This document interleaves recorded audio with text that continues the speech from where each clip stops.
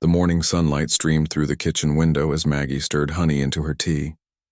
At 43, her life had settled into a comfortable routine since moving to the countryside 3 years ago.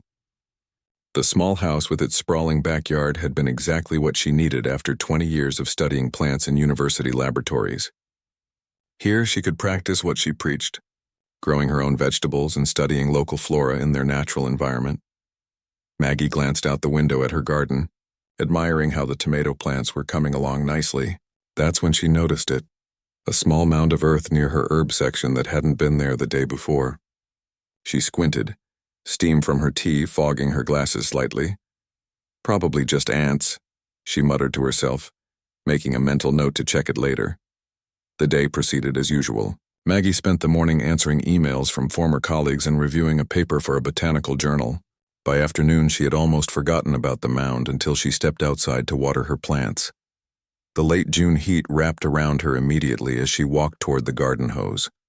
Her straw hat provided some relief from the Colorado sun as she dragged the hose across the lawn. When she reached the herb garden, she paused and crouched down to examine the mysterious mound. It was about the size of a dinner plate, with fine grains of soil piled neatly in a near-perfect circle. Maggie ran her fingers over the surface, expecting to see ants scurrying from the disturbance, but none appeared. That's odd, she said to herself, a habit formed from years of living alone. She poked at the mound with her finger, feeling how loose and fine the soil was. Unlike the clay-heavy earth in most of her garden, this dirt felt almost silky. Maggie wasn't concerned. In her 2 decades studying plant life, she'd encountered plenty of insect colonies. Sometimes ants built their homes in unusual ways. She gave the mound a light spray with the hose and continued watering her vegetables. A week passed and the summer heat intensified. Maggie spent less time in the garden during midday, preferring early mornings when the air was cool and crisp. It was during one of these morning sessions that she realized the mound had grown considerably, now roughly the size of a bicycle tire and several inches taller. "That's some ant colony," she whispered, kneeling beside it. Again, she noticed the absence of ants despite the structure's impressive growth. Her curiosity piqued. She gently pressed her palm against the surface, surprised to feel a faint warmth emanating from within. The soil still had that strange silky texture, almost powdery between her fingers. Maggie grabbed her phone from her pocket and took several pictures of the mound. She'd learned long ago that proper documentation was essential for any potentially interesting natural phenomenon. As she snapped the photos, she noticed something else. The grass in a perfect circle around the mound was growing more vibrantly green than the surrounding lawn. That evening, as rain pattered against her roof, Maggie sat at her kitchen table scrolling through books on her tablet about local insect species. Nothing matched what she was observing. Most ant colonies in the region created visible entrances, and there should be constant ant traffic in and out. This mound had neither. Maybe it's termites, she wondered aloud. But that didn't seem right either. The structure lacked the mud tubes characteristic of termite colonies. Plus, termites preferred wooden structures, not open garden spaces. The next morning, the rain had cleared, leaving the garden smelling fresh and earthy. Maggie carried her coffee outside, heading straight for the mysterious mound. To her astonishment, it had grown again overnight, now nearly 3 feet across and almost a foot high. "This isn't normal," she said, coffee forgotten as she circled the structure. The ring of vibrant grass had expanded proportionally, creating a perfect green circle around the mound. Even more peculiar, the herbs nearest to the structure, primarily her thyme and mint plants, seemed to be growing at twice their usual rate. Maggie hurried inside and returned with a small garden trowel. Scientific curiosity overpowering her initial hesitation, she carefully inserted the tool into the side of the mound, intending to take a small sample. The metal sank easily into the structure, meeting almost no resistance, unlike the typically hard-packed ant nests she'd encountered before. As she withdrew the trowel, something strange happened. The metal seemed to drag, almost as if pulled by an invisible force. When she examined the tool, tiny particles of dirt clung stubbornly to its surface despite her attempts to brush them off. "What on earth?" she murmured, bringing the trowel closer to her face. The particles had a subtle shimmer, almost metallic in the morning light. She took another sample, this time collecting the soil in a clean mason jar. The dirt continued to behave oddly, clinging to the sides of the glass in patterns that seemed almost deliberate rather than random. Over the next 2 weeks, the mound continued its mysterious expansion, eventually reaching the size of a small kiddie pool. Maggie monitored its growth daily, taking measurements and photographs. She started a dedicated notebook for her observations, meticulous as always in her scientific approach. The abnormal characteristics multiplied. The soil temperature remained consistently several degrees warmer than the surrounding ground. The vegetation pattern around the mound became more pronounced, with plants closest to the structure growing extremely fast but in unusual ways. Mint leaves twice their normal size, time developing a curious spiral growth pattern. Maggie found herself spending hours beside the mound, observing and taking notes. Her neighbors, on the rare occasions they visited, joked about her dirt obsession. "You botanists are a strange bunch," her neighbor Tom had said with a good-natured laugh when he dropped off some mail that had mistakenly been delivered to his house. "Most folks would just spray the whole thing with insecticide and be done with it." But Maggie knew this was no ordinary insect colony. 20 years studying plant life had taught her to recognize when something didn't fit established patterns. Whatever was happening in her backyard defied conventional explanation. The turning point came on a particularly hot Tuesday afternoon. Maggie had been working in a different section of her garden, pulling weeds around her tomato plants. She kept her tools in an old metal bucket, and as she reached for her pruning shears, she noticed they had shifted position. In fact, the shears and her small hand rake had both moved to the side of the bucket closest to the mysterious mound. Frowning, Maggie picked up the hand rake. It felt slightly heavier than usual, and when she released it inside the bucket, it again slid toward the direction of the mound. Her heart began to beat faster as she tested this with other metal tools. Each time, the same result.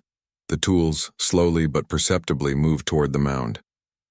"It's magnetic," she whispered, excitement building in her chest. This was completely unexpected. Ant colonies, termite mounds, or any other insect structures didn't create magnetic fields. That evening, Maggie couldn't sleep. Her mind raced with possibilities, each more unlikely than the last. By dawn, she had made a decision. This phenomenon required expertise beyond her botanical knowledge. As the sun rose, Maggie sat on her porch with her phone in hand, scrolling through her contacts. Most of her university connections were botanical specialists like herself, but what she needed now was someone with geological expertise. She paused at the name Lily Chen. They had met at a cross-disciplinary conference years ago. Lily was a geologist who specialized in unusual soil formations. They'd kept in loose contact over the years, occasionally commenting on each other's published papers. Taking a deep breath, Maggie pressed call. The phone rang several times before a sleepy voice answered. "Lily, it's Maggie Reynolds. I'm sorry for calling so early, but I've discovered something in my garden that I think you might find interesting." She paused, looking out at the mound gleaming in the morning light. "Very interesting, actually. Maggie?" Lily sounded more alert now. "It's been ages. What kind of interesting are we talking about?" "I've got what appeared to be an ant nest in my backyard, but it's exhibiting properties that are, well, impossible for an insect colony. It's affecting plant growth patterns. The soil has unusual properties and—" She hesitated, knowing how it would sound. "It's magnetic. Lily, the mound is somehow generating a magnetic field." The silence on the other end lasted so long that Maggie wondered if the call had dropped. Finally, Lily spoke. "Text me your address. I can be there with some equipment by tomorrow afternoon."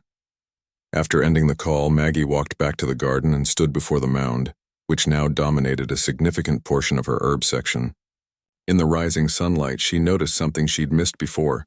Tiny, almost imperceptible movements across the surface, as if the entire structure was breathing very slowly. A shiver ran down her spine despite the morning warmth. Whatever this was, it was alive in some way, and it was growing right in her backyard. Maggie knelt beside the mound, careful not to touch it.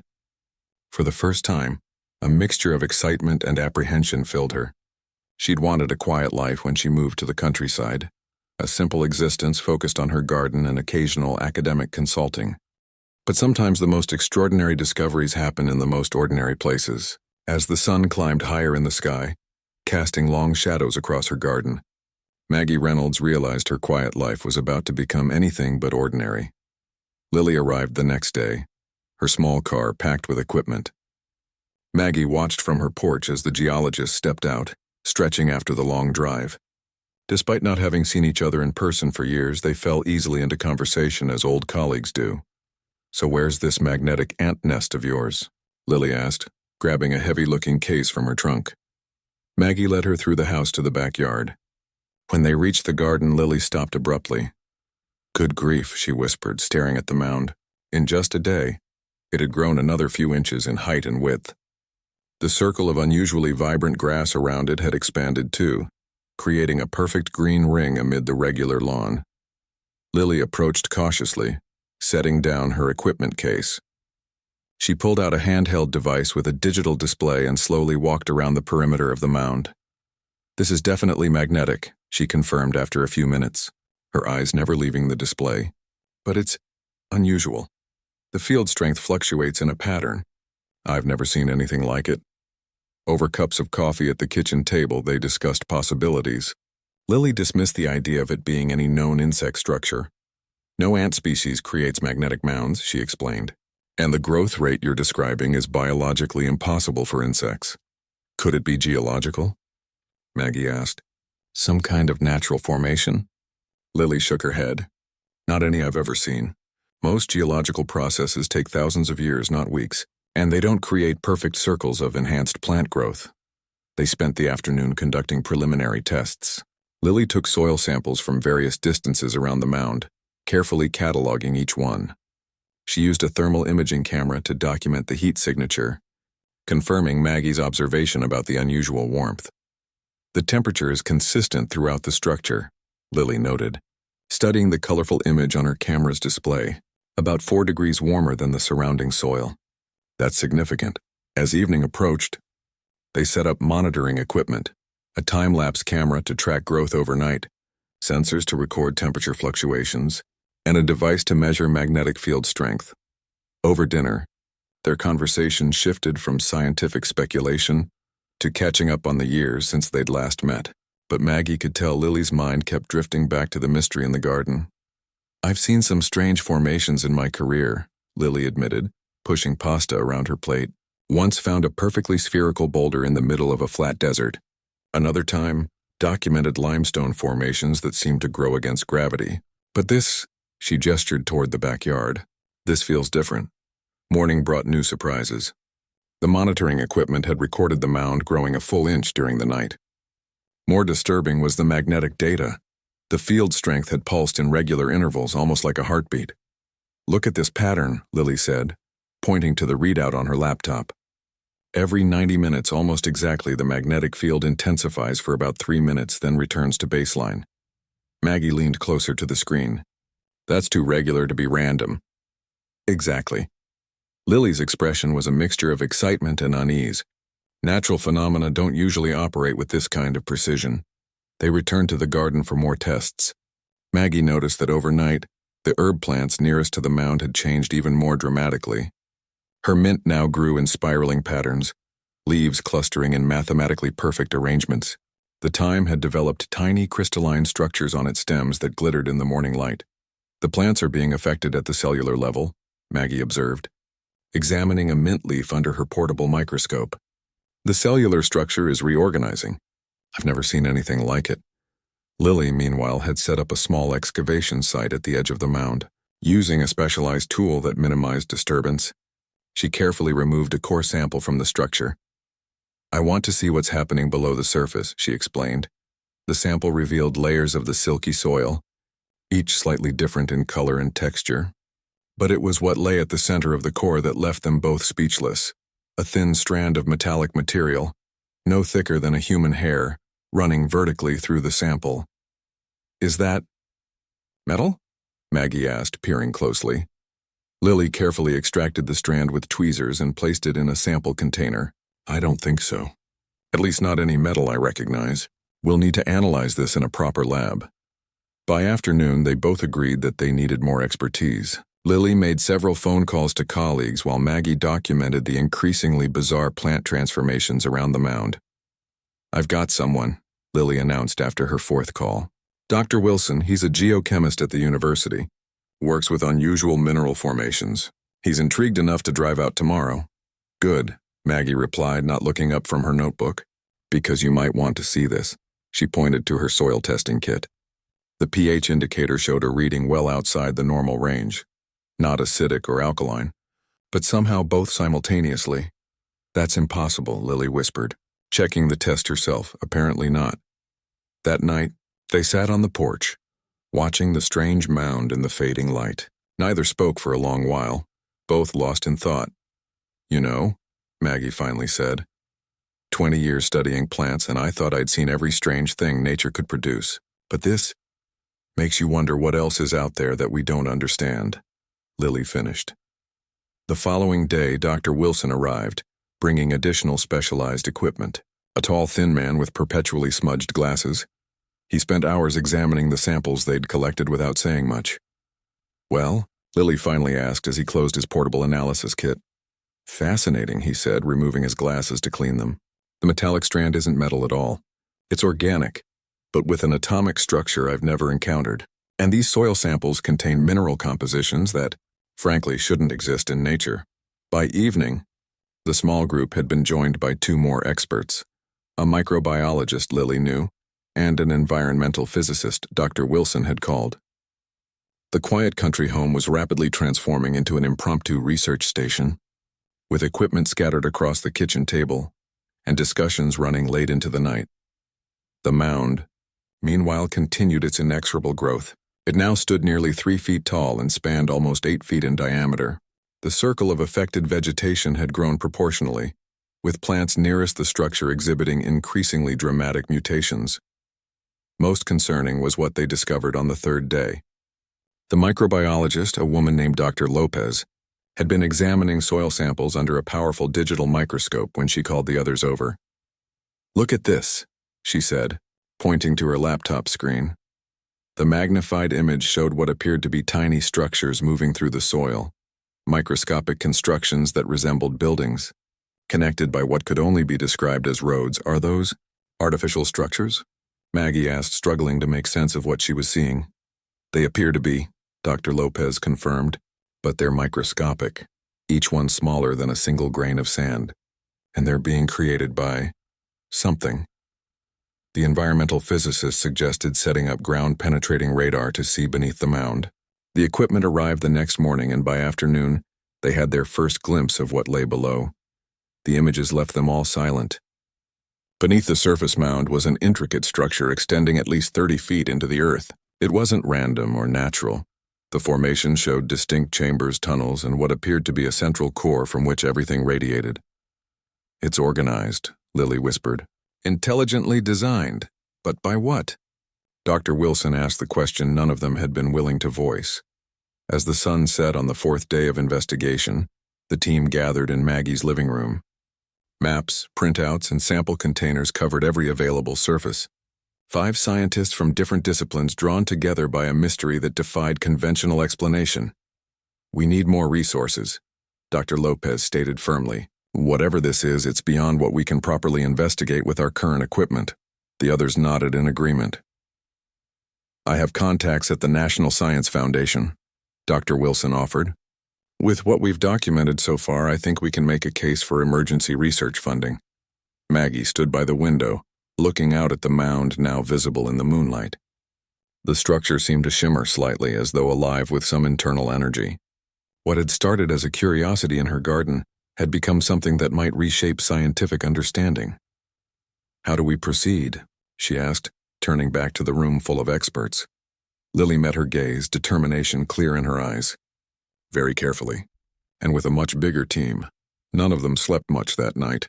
In the quiet hours before dawn, Maggie sat alone on her porch watching the mysterious structure that had upended her quiet life. Tomorrow would bring more scientists, more equipment, more scrutiny. Before anyone could answer, their instruments detected a surge of activity. The magnetic field intensified dramatically. The electrical pulses quickened. "It's responding to our presence," Lily said, watching the readings spike across her monitor. The camera feed suddenly filled with a blinding light. When it cleared, symbols had appeared on the inner wall of the chamber, complex patterns that shifted and changed as they watched. The mathematician was already working, his fingers flying across his tablet. It's building on the prime number sequence. This is communication. It's trying to communicate with us. Maggie felt a chill run down her spine. What had started as a simple mound in her garden had become first a scientific curiosity, then a mystery, and now potentially first contact with something entirely unknown. As night fell over the research camp, the team worked feverishly to decipher the mathematical patterns being displayed. More specialists were being flown in, linguists, cryptographers, even philosophers of science.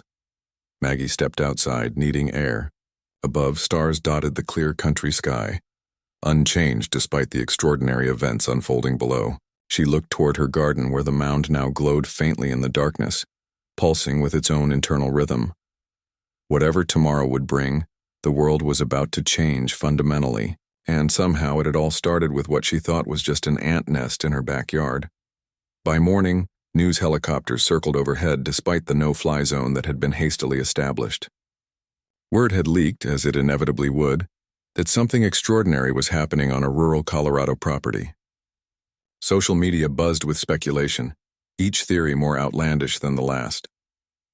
Maggie scrolled through her phone over breakfast, reading headlines that ranged from mysterious government operation in Colorado to alien contact rumored in botanist's backyard.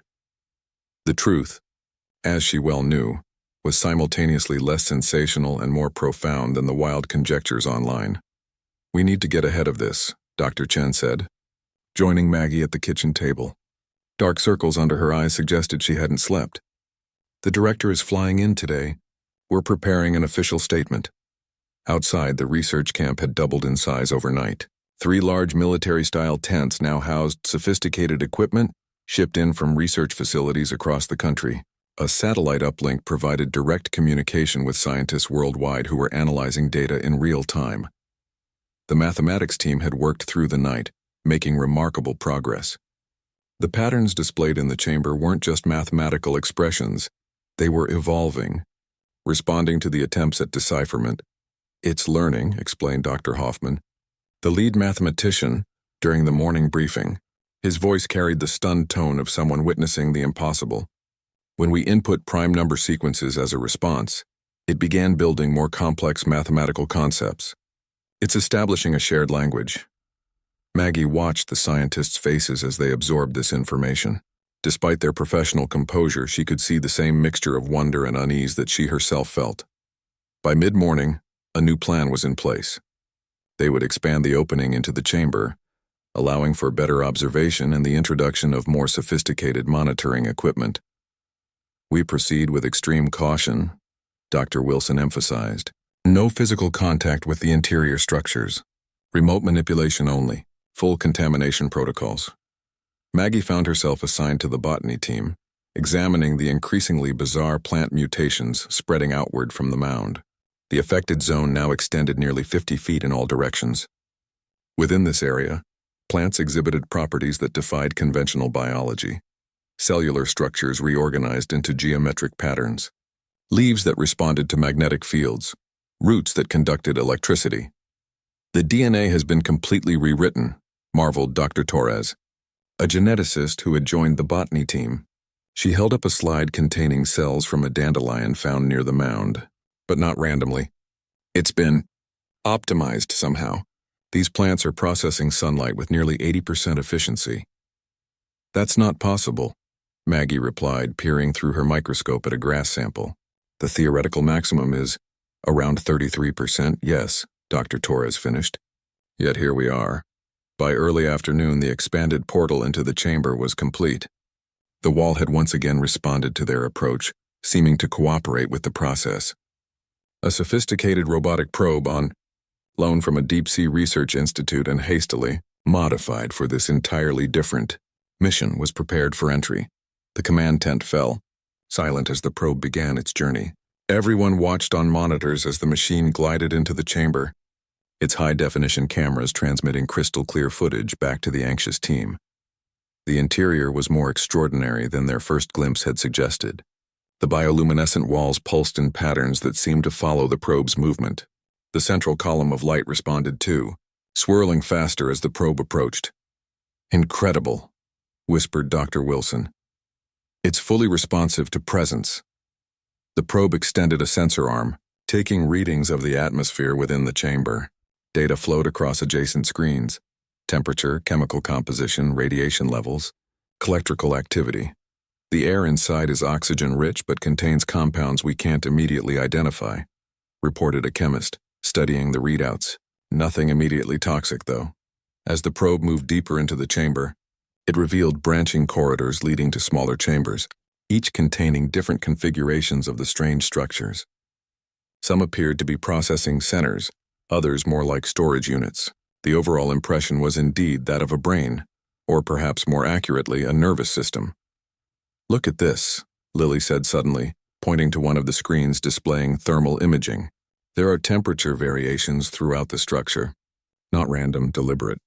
It's regulating its internal environment." The most startling discovery came when the probe approached the central column of swirling light. As sensors were extended to take readings, the column responded by producing a series of precisely shaped light pulses. "Those are exactly matching our binary communication protocol," gasped Dr. Hoffman. "It's mimicking our digital language now." Within hours, a rudimentary communication channel had been established. The entity, as the team now openly referred to it, absorbed and repurposed every form of communication they attempted. Mathematics led to binary to simple symbolic language. The learning curve was exponential. As evening approached, Dr. Chen received word that the director had landed and would arrive within the hour. Meanwhile, the communication team had begun transmitting simple images to the entity. Basic shapes, then more complex pictures. "We've sent geometric forms, representations of our solar system, and basic atomic structures," explained Dr. Lee, a linguist who specialized in nonverbal communication systems. "It's responding with variations that suggest understanding and, I believe, corrections." "Corrections?" Dr. Wilson asked. "Yes, for instance, when we sent a diagram of the hydrogen atom, it returned a more complex model showing quantum interactions we're only beginning to understand theoretically." A ripple of uneasy excitement passed through the group. They were no longer just discovering, they were being taught. The director arrived with an entourage of advisors and security personnel. A tall, composed woman with silver hair and piercing eyes, she absorbed the briefings with remarkable calm. "So we've established that this entity is intelligent, capable of learning our communication methods, and appears to be sharing information with us," she summarized. "The next question is, what is it and why is it here?" That question would soon be addressed, though not in a way anyone anticipated. Shortly before midnight, as most of the research team took a brief break for meals and rest, the monitoring equipment detected a surge of activity within the chamber. The central light column began pulsing rapidly, and new patterns appeared on the walls. Dr. Hoffman, who had remained at his station, called out urgently, "It's sending something new, much more complex." The team reassembled in record time, watching as streams of data poured in. What began as mathematical expressions evolved into intricate diagrams, then what appeared to be a form of written language. "It's telling us a story," Dr. Lee whispered, her eyes wide as she watched the symbols unfold across the screen. The translation team worked feverishly, building on the communication protocols they'd established earlier. By dawn, they had deciphered enough to understand the basics of what the entity was conveying. "It's not extraterrestrial," Dr. Lee announced to the assembled group, her voice shaking slightly with the weight of the revelation, at least not in the way we imagined. "It's terrestrial, but ancient, incredibly ancient." According to their preliminary translation, the entity had existed in dormant form beneath the Earth for millions of years, a biological intelligence unlike anything currently known to science. It described itself as a colony organism, a network of specialized microbes that together formed a collective consciousness. "It says it was sleeping," Dr. Lee continued, consulting her notes, "until recent changes in the soil composition and electromagnetic environment triggered its awakening." "Recent changes?" the director asked. "What kind of changes?" The answer, when it came, silenced the room. The entity's revival had been triggered by a specific combination of factors: increasing soil temperatures due to climate change, new electromagnetic fields from human technology, and chemical changes in groundwater composition from agricultural runoff. "It's been waiting," Maggie said slowly. the implications dawning on her. All this time it's been waiting for specific environmental conditions. The entity continued its communication throughout the day, sharing information at a rate that overwhelmed the translation team. It described its purpose, not conquest or domination as science fiction might have predicted, but something far more benevolent. It's a planetary immune system, Dr. Wilson explained during an emergency briefing. That's the closest analogy we can find for what it's describing. It awakens in response to environmental stress to restore balance. The plant mutation suddenly made sense. The entity wasn't harming the vegetation, it was optimizing it, increasing photosynthesis efficiency, enhancing carbon capture, restructuring root systems to better filter groundwater. It's been triggered by our environmental damage, Lily said, putting into words what many were thinking, and it's trying to repair it. The implications were staggering. Preliminary analysis suggested that if similar, dormant colonies existed elsewhere, and the entity indicated they could potentially address climate change and environmental degradation on a global scale. By evening, the director had been in constant communication with Washington. The president had been briefed, as had key international leaders. What had begun as a scientific curiosity in a rural backyard was rapidly becoming a matter of global significance. As night fell once more over the research camp, Maggie found herself sitting alone on her porch steps trying to process everything. The enormity of it threatened to overwhelm her. Her simple life as a botanist seemed a distant memory now. Lily joined her, sitting down with a tired sigh. "Can you believe it was just over a week ago that you called me about an unusual ant nest?"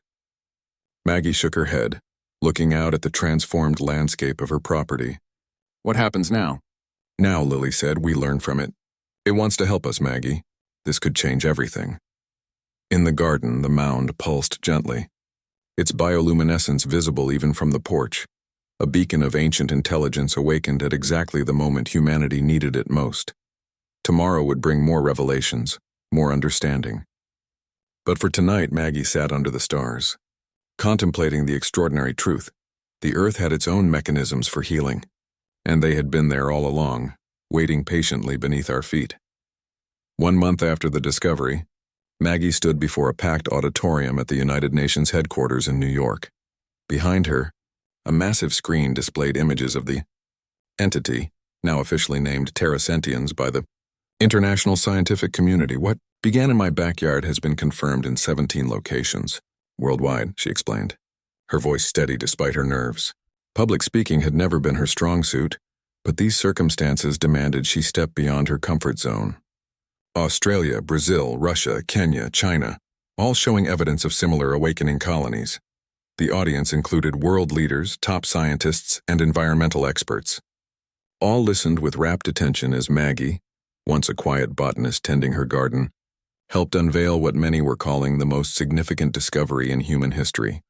"Each colony exhibits the same characteristics," she continued: increased soil fertility, optimized plant growth, and gradual restoration of environmental balance within their immediate vicinity. But most importantly, they're all communicating with each other, and with us. The weeks following the initial discovery had been a whirlwind. After the entity's nature and purpose became clear, the research operation at Maggie's property had expanded exponentially. The military-style tents were replaced by permanent research facilities. Her modest home now stood at the center of the newly established Global Bioremediation Research Institute. International teams had taken core samples to the other 17 suspected colony sites, using them to wake dormant entities. Each awakening followed the same pattern: an initial growth phase, establishment of communication, and then the beginning of environmental restoration work. Following Maggie's presentation, Dr. Wilson took the podium to explain the technical aspects of their findings. The entities operated primarily through highly specialized microorganisms that could transform pollutants, optimize plant biology, and even break down non-biodegradable materials like plastics. "We're witnessing evolution at its most sophisticated," he explained. "These colonies have been developing for millions of years, adapting and responding to each of Earth's major environmental shifts. They appear to activate only when planetary systems reach dangerous imbalance. What most fascinated the scientific community was the entity's collective intelligence. Though physically separated by thousands of miles, they functioned as a unified system, sharing information and coordinating activities through what researchers theorized might be quantum entanglement. They were here before us, Dr. Lee told the assembly, and they will likely be here long after. They're not separate from Earth's ecosystem. They are its regulatory system. When the presentations concluded, the Secretary General addressed the assembly. We face a moment of profound choice. For centuries, humanity has viewed itself as separate from and superior to nature. Now we discover that the Earth has its own intelligence, its own mechanisms for maintaining balance. The question is, will we work with this system or continue to work against it? The global response to the discovery varied dramatically.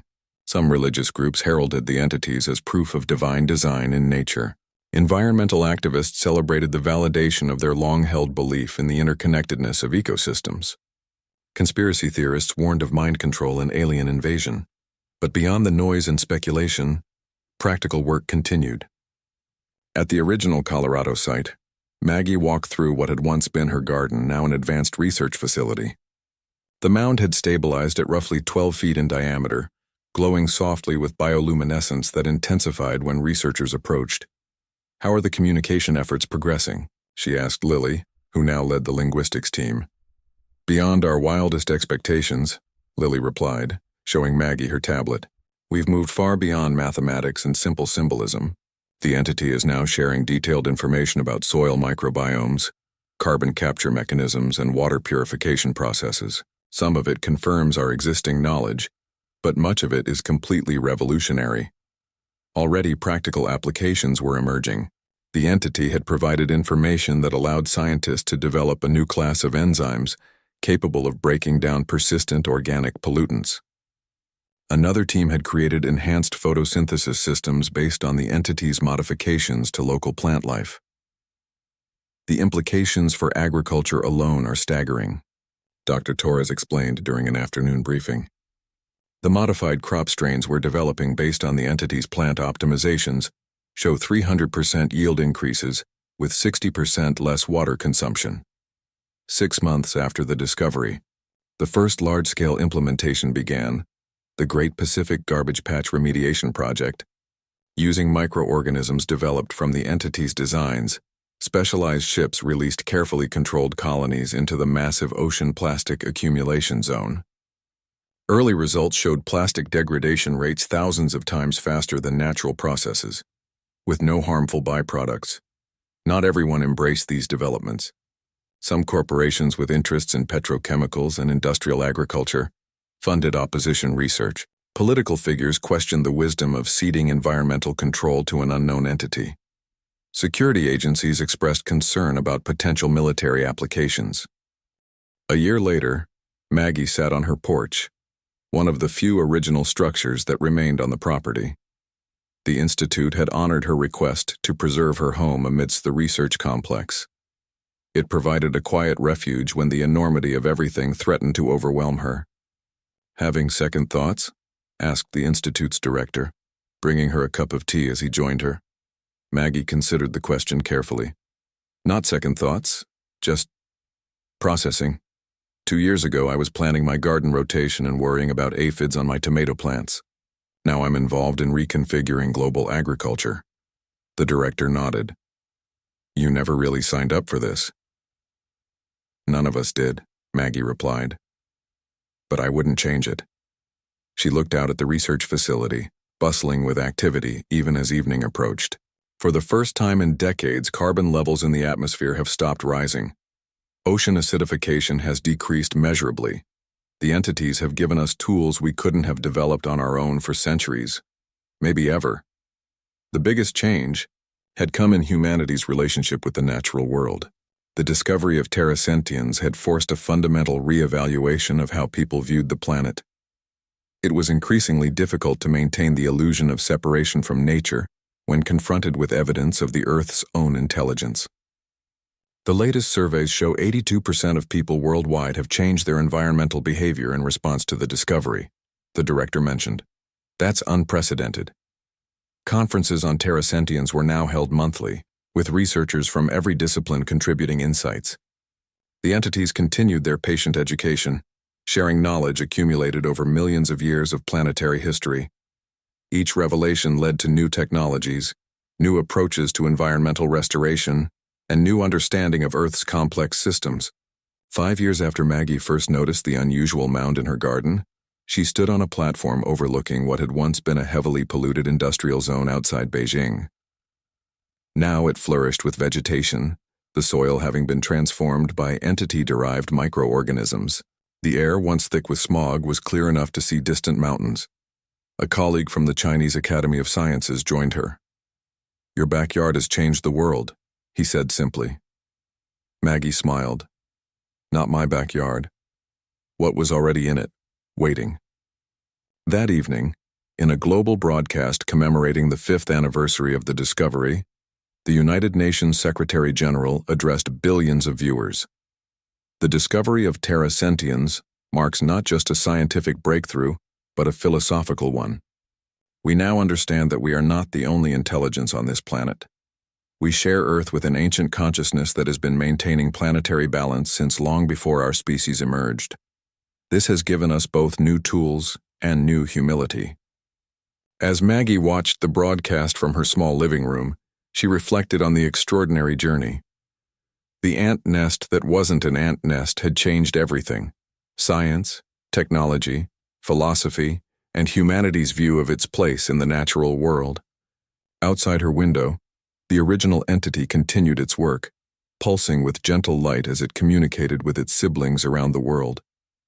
Earth's immune system, awakened at last, was helping heal the wounds inflicted by its youngest and most impactful species. The path forward would not be simple or without conflict, but for the first time in generations it seemed possible that humanity might find a way to live in balance with the remarkable planet it called home, guided by an intelligence that had been there all along, waiting patiently beneath their feet.